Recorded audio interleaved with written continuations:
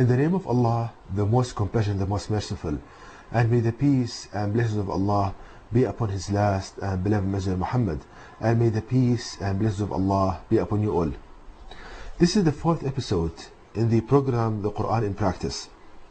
And in this program, I'm demonstrating, with the help of Allah God Almighty, how to understand and implement the last revelation of Allah God to people, the Noble Quran, such that if people understood the Quran and implement it, they would not need any other book, and their teacher would be Allah God Almighty, and the reference book would be the Noble Quran.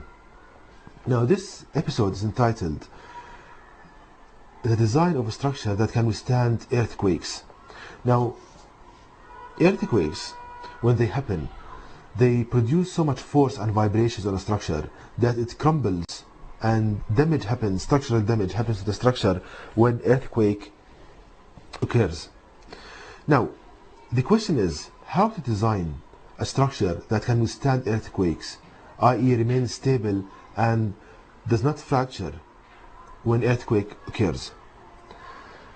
Now, the answer can be found from the guidance of the Noble Quran, and Allah Almighty gives us the answer to this question, which modern engineering failed to produce. Allah Almighty gives us the answer for this in the last revelation, the Noble Quran, in a few verses. The key to the answer can be found in chapter 21, verse 30 of the Noble Quran, which states, "Have not those disbelieved known that the heavens and the earth were joined together as one weaved tapestry, and then Allah tore them apart, and Allah God has made from water every living thing. Will they not then believe?" So Allah Almighty states in this Quranic verse that He has made from water every living thing, which means that Allah had designed all of His creation based on water. For example, if you think about water, water is composed of matter, the thing that you feel, and energy, the driving force in water. We see creation as well is based and can be divided into matter, the thing that you feel and touch, and energy, the driving force in creation. So we see how Allah Almighty made from water every living thing, which, i.e. He designed His creation based on water. It's like water is a model for all creation. Now, if we think about the distribution of matter in water and how Allah Almighty designs matter in water, we see that Allah arranged the atoms in water in hexagonal arrangement, hexagonal pattern, as you can see on the screen. And this hexagonal pattern, if we link it to the verse of the Noble Quran in chapter 32, verse 7, which states, Allah God who perfected everything He created, and He began the creation of humans from soil. So linking the fact that Allah God Almighty created everything in a perfect way, that all of His creation is optimized, thus we can conclude from this that arranging the load handling units in a structure in a hexagonal arrangement is the best way to do that. So the best way to build a structure is to arrange its units in a hexagonal arrangement. Among the other advantages of hexagonal shape, that it covers the maximum region with the minimum amount of material. Now, linking all of this to the verse in the Noble Quran in chapter 16, verse 6a, which states, "And your Lord inspired the bees to take their habitation in the mountains and in the trees, and in what they erect." So we notice that in the last revelation of Allah God to people in the Noble Quran, the Almighty mentions so many of His creations, like the bees, the camel, the spider. Now, if we think, why does Allah God Almighty mention these creatures? The reason is that He wants us to study these creatures and to learn from them, because each of these creatures, they are a textbook in optimal design. So Allah God Almighty wants a believer to be the teacher of others and not the one on the receiving end. So if we think about the bees, as you can see on the screen, we see that the habitation of the bees, as Allah Almighty says in the Quran, that we can find the habitation, beehive, on mountains and on the trees.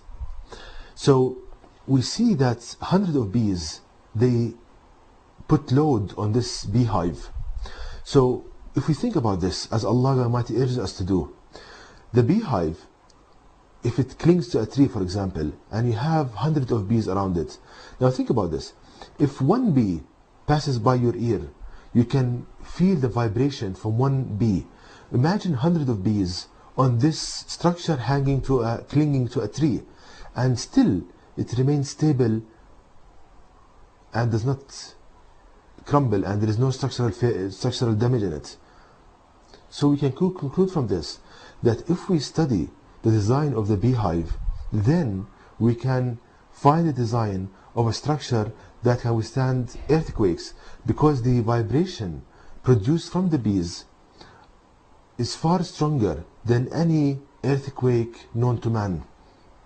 Imagine hundreds of bees producing so much vibrations around the beehive, and still it remains stable. So if we think about beehive, we see that it's strong because it can handle the load of hundreds of bees. It is stiff because it does not crumble under the load. It is stable, it stays in place with all of these vibrations, and it's lightweight. Now, thinking about this, if we look about the stability of the beehive, if we take, for example, 3 walls, we see that the junction between the 3 walls, if we analyze the forces, the summation of the forces on this junction, we find equal to 0.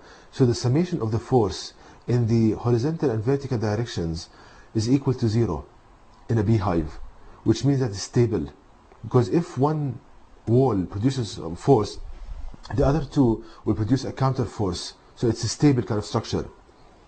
The other thing, that Allah Almighty designed it in a hexagonal shape. Hexagonal shape, it covers the maximum region with the minimum amount of material, which means that it has a light weight. And the lightweight is very important because it reduces something called self-loading. For example, if you have a structure which is heavy, made of steel or and solid, then the own weight of the structure produces so much stress on the structure itself, so it might crack before any kind of earthquake occurs. But Allah teaches us that we need to build structures in a hexagonal shape to have lightweight. Lightweight, it reduces this self-loading effect. And knowing that your body, for example, the muscles in your body, the bones, Allah designed it in hexagonal shape as well, which means that it's lightweight, so you don't need to produce that much force to lift your body, so no fatigue. We see the mercy of Allah in your body. So that's the design of beehives, stable, minimization of self-loading. So Allah Almighty gives us the answer in the Quran, that we need to design the foundations of a structure in a hexagonal pattern, like putting the cement or putting the load handling material in a hexagonal arrangement that will produce a structure that is stable, lightweight, strong and stiff. So the practical application of this, a foundation for a building, instead of putting it like a solid, putting it in a hexagonal cell arrangement. Now, putting some computer simulations how to implement the Noble Quran, we see on the screen a comparison between a foundation made from a solid material and that made of a hexagonal cell. We see that the distribution of displacements on these two structures, on the left, we see that the hexagonal shape produces a homogeneous distribution of displacements, while the solid one produces inhomogeneous. And having a homogeneous displacement is very important for the stability of the structure. Another thing, we see the distribution of stress in this picture. On the left we have distribution of stress in hexagonal arrangement. We see that it's homogeneous, while in the solid we is inhomogeneous, and this inhomogeneous means that sharp ends can produce something called stress concentration, which is dangerous for a load handling structure. So we see that Allah teaches us the optimal design for a structure that can handle loads. Again, designing the foundation hexagonal arrangement, putting the load handling structure in the hexagonal arrangement produces all of these advantages in a structure. Now, to know more details about this topic, please visit my website at www.quran-miracle.com, and you can email me at zaidquran@yahoo.com, and may the peace and blessings of Allah be upon you all.